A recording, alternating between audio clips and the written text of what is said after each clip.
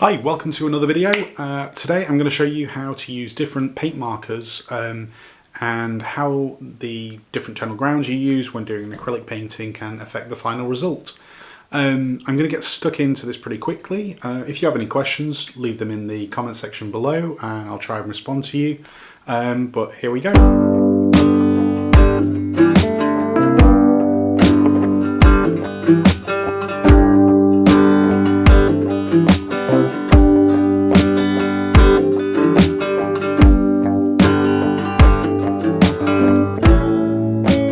For the actual picture itself, I chose this picture of Hammer and Lighthouse. So I was recently there where I got married.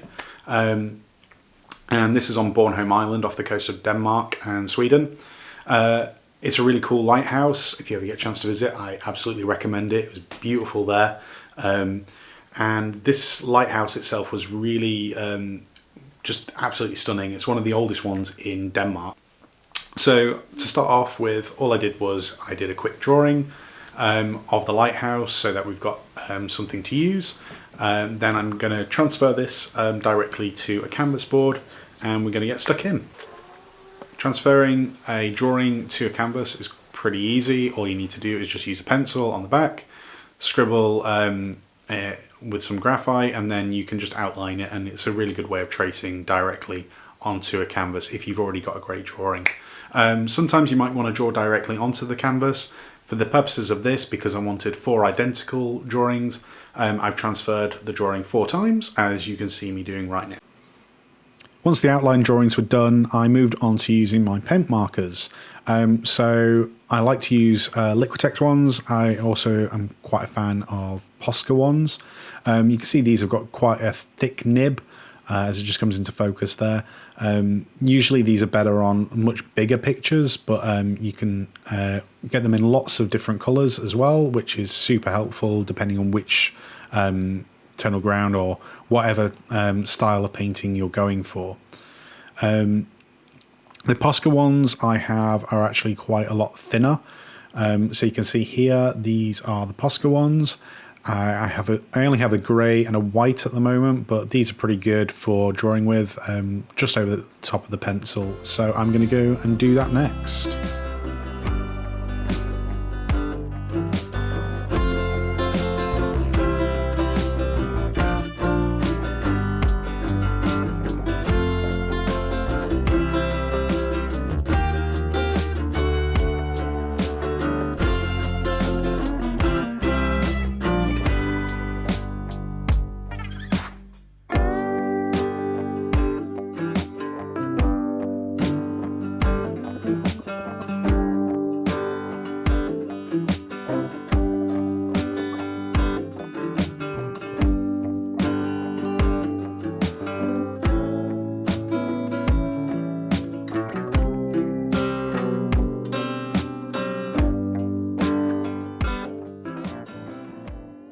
And now that the drawings are done, next step is to actually start painting over the top. So I'm going to use some simple paints, mostly just sticking to a quite limited palette so that we're not going too far into this, but it's just so you can see how the paints react with the different tonal grounds that we've got here.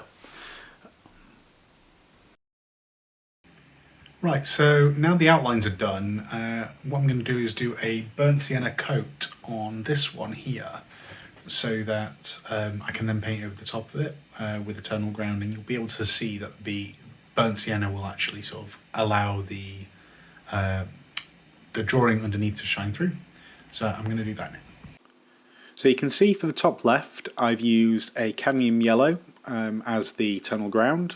This is just pure cadmium yellow, it's not watered down or anything. For the next one, it's just the white gesso of the raw canvas board. The bottom left, I'm applying a burnt sienna and water wash over that, and then the bottom right one, all I've done is mixed black and white gesso together to make a dark grey and applied that wash.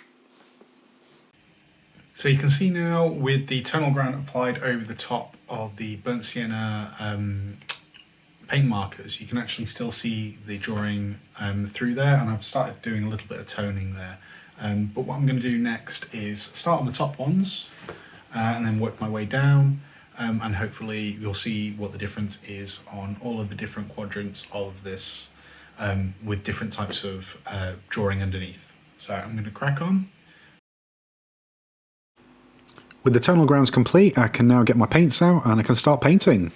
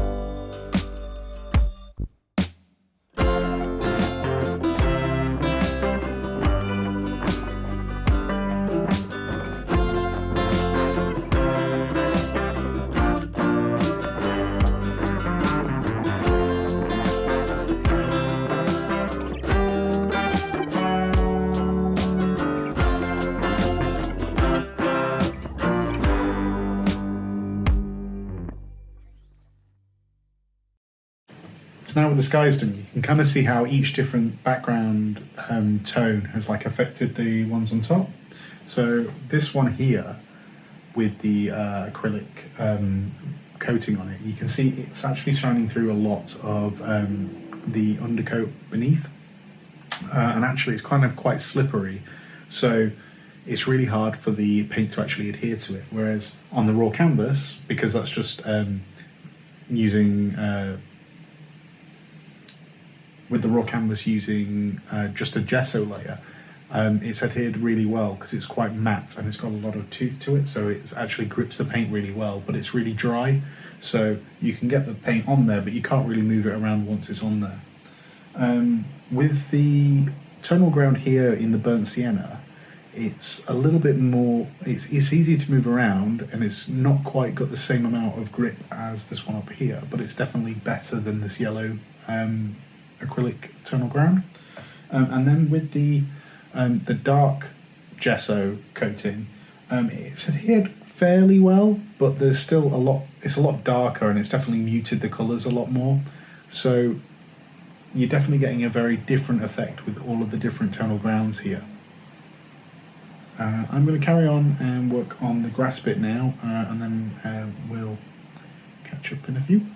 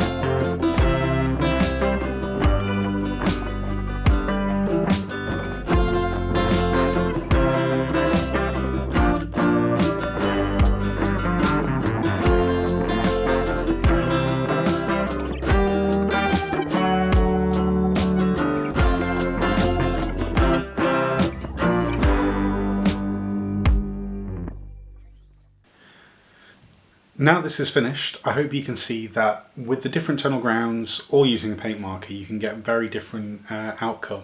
I think definitely these two have probably been the most successful. So the one down here with the burnt sienna tonal ground over the top of the burnt sienna paint marker has worked really well. This one, which is the grey paint marker, which is a Posca one, just over the gessoed white canvas, also worked really well. I think also this one on the black gesso worked really well, and that was with a white paint marker directly over the black gesso. I think the one that's probably come out least successfully was this one here, which was the burnt sienna marker but on top of a yellow tonal ground that was already applied there. Not only was that difficult to apply the pencil marks to it, but also using the paint marker on top of that layer wasn't particularly good. Generally, it didn't really have enough grip for the paint to adhere to. It could have been because of that particular paint itself. This one was with burnt sienna paint that was watered down, so it still had a bit more of a matte grip to it. And the darker gesso obviously also has a bit more of a grip to it and a sort of tooth as well, so it's good at absorbing the paint and it's a good surface to cling to. I hope this has been useful. Definitely you've got a different technique. Obviously these are all using acrylics. If you were to use oils, you might get a slightly different outcome. So my technique when I painted these was a bit different to how I normally do them. In general, I might build up the sort of like dark areas and things, go back and forth a little bit. But because I was trying to make them all consistent, it became a little bit more of a paint by numbers. So I mixed up the paint and then I was applying it to all of them, as you probably saw as I was painting it. I hope this was useful though. And I'll be back with another one. If you want to see more of these, just like and subscribe. And I'll see you again. Thank you.